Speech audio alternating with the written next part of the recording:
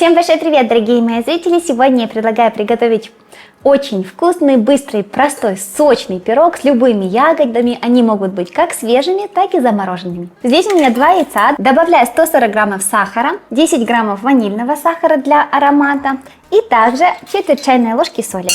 Взбиваем пару минут до пышности.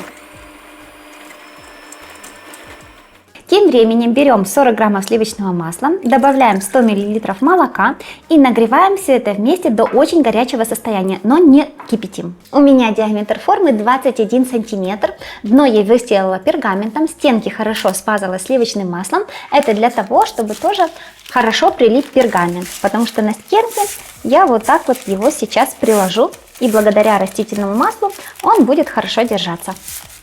Вот посмотрите, до какого состояния я взбила яйца с сахаром. Также у меня уже полностью растопилось молоко со сливочным маслом, оно горячее. Сюда я и вливаю его. Включаю миксер, взбиваю где-то 30 секунд. Здесь у меня 140 граммов муки и неполная чайная ложка разрыхлителя. Перемешиваем и добавляем в основное тесто.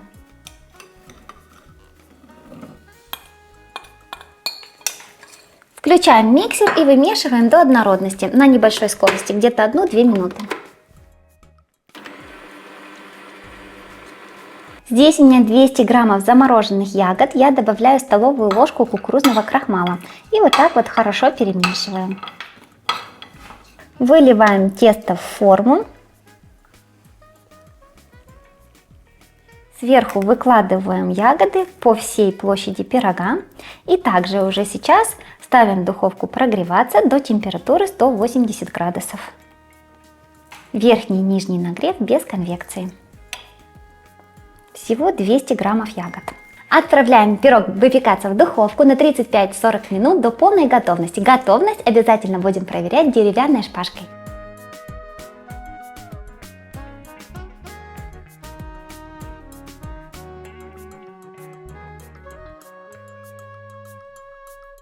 Проверяем готовность пирога при помощи деревянной шпажки. Она должна выходить полностью сухой, без остатков мокрого теста.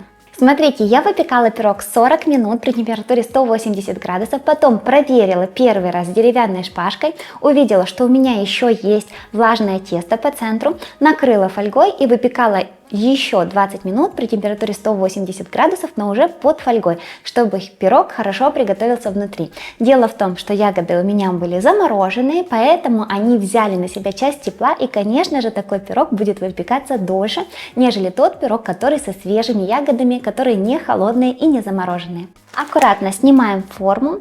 Очень удобно, когда стенки выстелены пергаментом, потому что ничего не прилипает. У нас получается такой вот очень аккуратный край пирога. И эту часть пергамента тоже снимаем. Перекладываем на блюдо и аккуратно убираем пергамент. Его можно вот так вот разорвать, и он у вас прекрасно отойдет. Для красоты сверху посыпаем сахарной пудрой. Для украшения выкладываем аккуратно ягоды.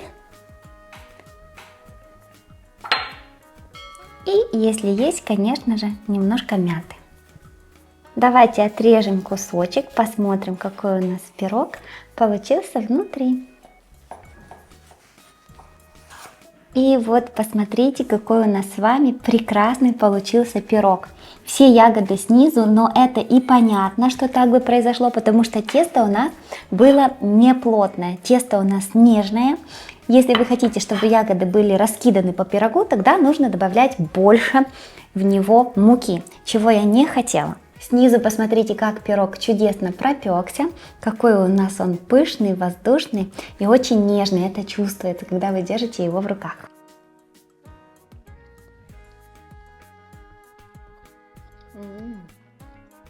Пирог получился очень вкусным, особенно нежное тесто на вот этом горячем молоке со сливочным маслом я рекомендую вам попробовать. Оно получается необычайным. И кисло-сладкие ягоды сюда хорошо подходят, они балансируют этот пирог и, конечно, придают ему свежести, радости и оптимизма. Обязательно готовьте, можно с ягодами приготовить, можно без ягод приготовить, можно с замороженными, можно со свежими, как вам захочется.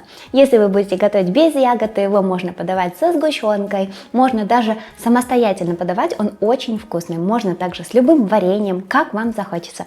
Я же с вами прощаюсь, всем пока, до новых вкусных рецептов.